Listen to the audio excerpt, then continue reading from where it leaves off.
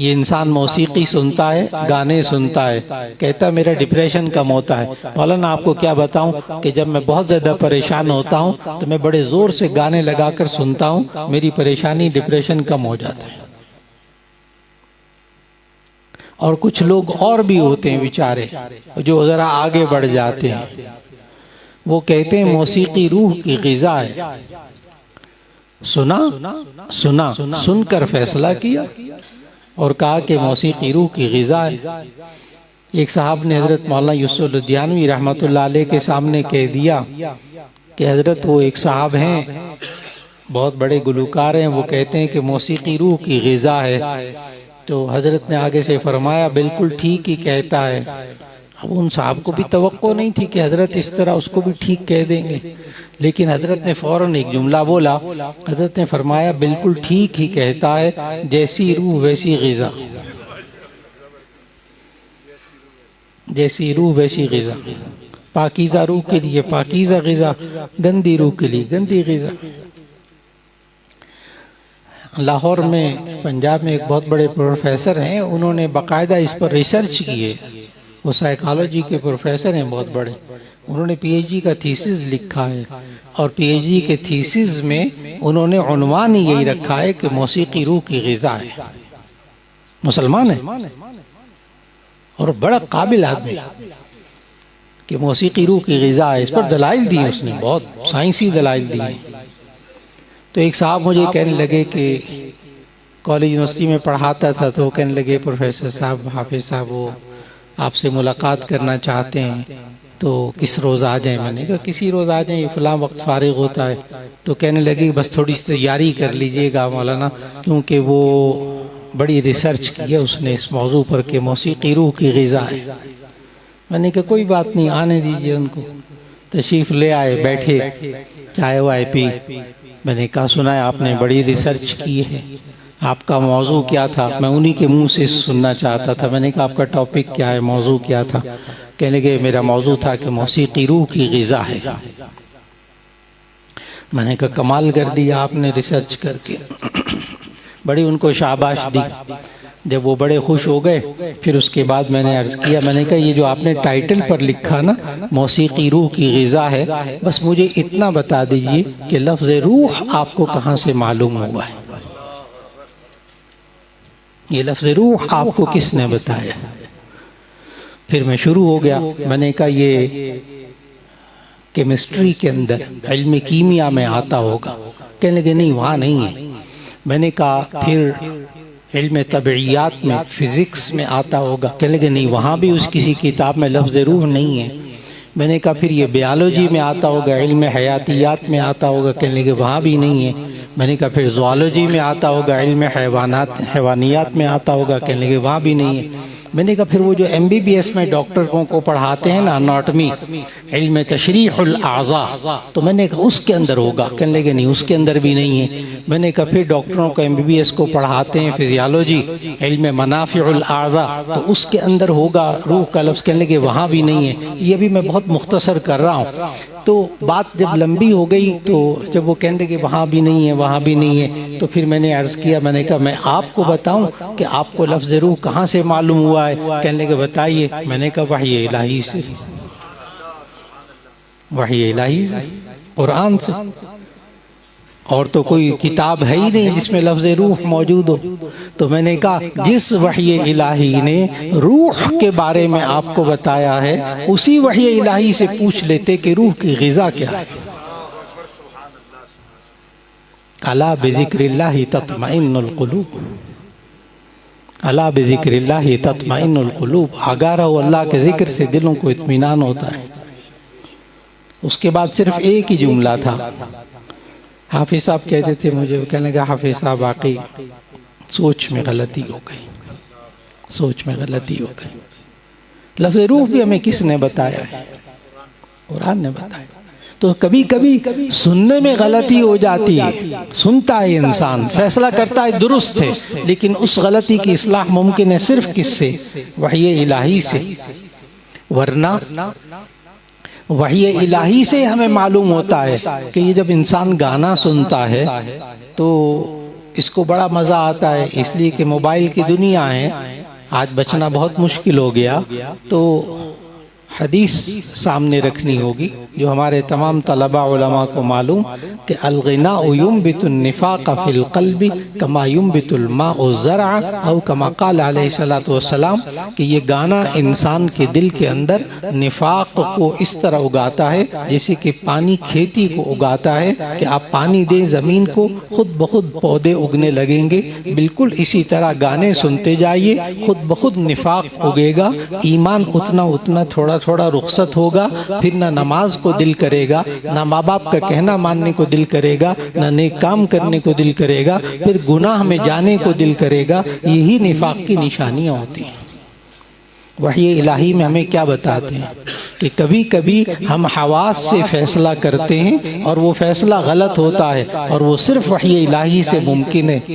ये इंसान आँखें इस्तेमाल करता है, गैर महरम को देखता है, गैर महरम को देखता है, कहता है बार बार देखो। और मैंने तो जामिया अशरफिया में जब पढ़ाता हूँ तलबा को, जाहिर है वो तो इस तरह का सवाल भी नहीं करते, न जवाब देते हैं, लेकिन कॉलेज यूनिवर्सिटियों में जब सवाल किया कि भाई तुम क्यों गैर महरम को देखते हो, गुनाह की बात है, तो आगे से नौजवानों ने खुद मेरे सामने कहा कि हम अल्लाह की कुदरत को देखते हैं कि अल्लाह ने कैसे कैसे शाहकार पैदा किए। अब ये आंखों से देख रहा, देखकर गलत फैसला कर रहा। अब मैंने उनसे सवाल किया, उन तलबा से, जवान तलबा से, बड़े ज़हीन तलबा होते हैं, मैंने उनसे सवाल किया, अच्छा अगर आपकी हमशीरा मोहतरमा आपके साथ जा रही हो और कोई कुदरत के शाहकार का मुआयना करना शुरू कर दे तो आपका मुंह लाल क्यों होता है? अब नौजवान के पास जवाब नहीं था। अब आंखें देख रही हैं लेकिन गलत फैसला कर रही हैं, गलत फैसला कर रही हैं, क्योंकि वही इलाही क्या कह रही है, कुल लिल मुमिनीना यगुज़्ज़ू मिन अबसारिहिम व कुल लिल मुमिनाति यगुज़्ज़न मिन अबसारिहिन्ना। ये इंसान की जुबान बोलती है, कान सुनते हैं, जब गीबत होती है बड़ा मजा आता है, इतना मजा आता है कि नींद नहीं आती। सारे लोग घंटों घरों के अंदर जागते रहते हैं, रातों के कई कई पहर गुजर जाते हैं, गीबतें चल रही होती हैं, इतना मज़ा आता है गीबत करने में और इतना मज़ा आता है गीबत सुनने में। लेकिन वही इलाही यूं कह रही, ला यग़्तब बअज़ुकुम बअज़ा अयुहिब्बु अहदुकुम अन याकुल लहम अख़ीहि मैतन। तुम आपस में एक दूसरे की गीबत न करो, क्या तुम अपने मुर्दा भाई का गोश्त खाना पसंद करते हो? ये हमें वही इलाही ने बताया।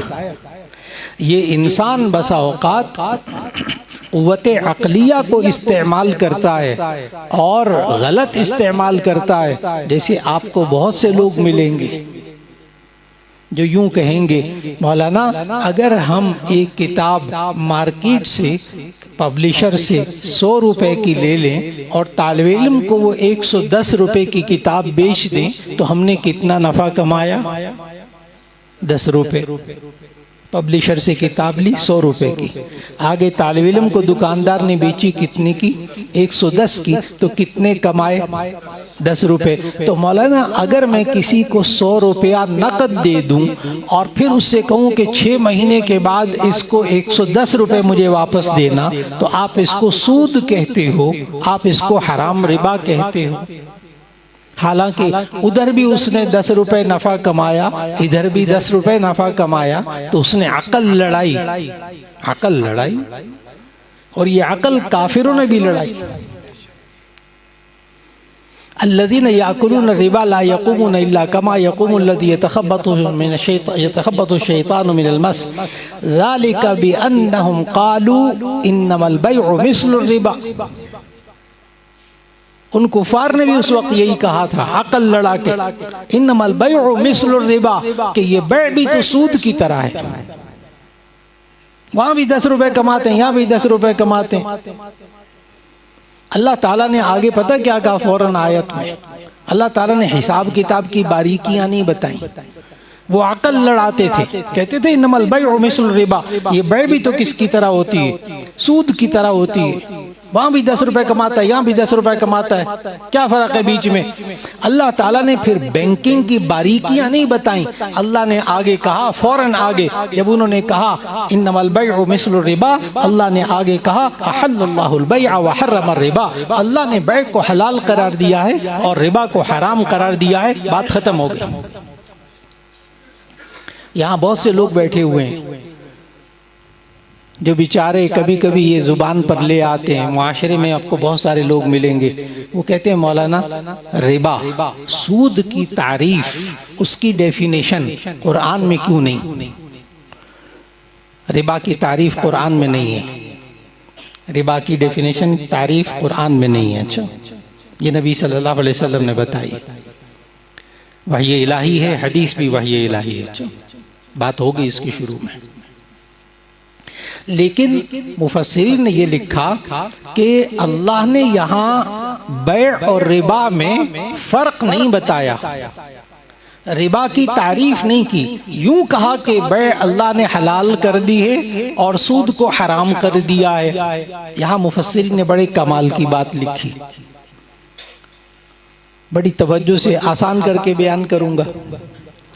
अगर आपके सामने एक सेब हो और एक माल्टा हो, एक सेब हो और एक माल्टा, दोनों गोल गोल, लेकिन आप में से कितने लोग हैं जो कि सेब को माल्टा कहें और माल्टे को सेब कहें? कोई भी नहीं। क्यों? आपको सेब का पता है कि क्या होता है, लिहाजा आप उसको सेब कहते हैं, और माल्टे का भी आपको पता है, इसलिए आप माल्टे को माल्टा कहते हैं। कभी सेब को आप माल्टा नहीं कहते। समझ में आए? क्योंकि आपको दोनों चीजों के बारे में पता है अच्छी तरह। अब मुफस्सिरीन क्या लिखते हैं? मुफस्सिरीन ये लिखते हैं कि बै और रिबा का फर्क, बै सूद, बै बेचना, खरीदो फरोख्त करना, और रिबा सूद, तो बै और रिबा यानी बै और सूद में अल्लाह ने फर्क नहीं बताया। अगर रिबा की तारीफ कर देते तो कितना अच्छा होता, कितनी बात वाज़ेह हो जाती। उसका जवाब मुफस्सिरीन ने ये लिखा कि बै और रिबा के अंदर, और से जुमला सुनिएगा फिर मैं इसको थोड़ा सा वाज़ेह करूंगा, बै और रिबा के अंदर फर्क तो उस वक्त के काफिरों को भी मालूम था। बै और रिबा में फर्क उस वक्त के काफिरों को भी मालूम था, तभी तो उन्होंने बै को बै कहा, रिबा को रिबा कहा। इसलिए अल्लाह ने रिबा की तारीफ कुरान में बयान ही नहीं की। ईमान वालों को पहले से पता था और काफिरों को भी पता था कि बै और रिबा में फर्क होता है, वरना वो क्यों कहते इन्नमल बैउ मिस्लु रिबा? वो सेब और माल्टे की मिसाल ज़हन में रखिएगा।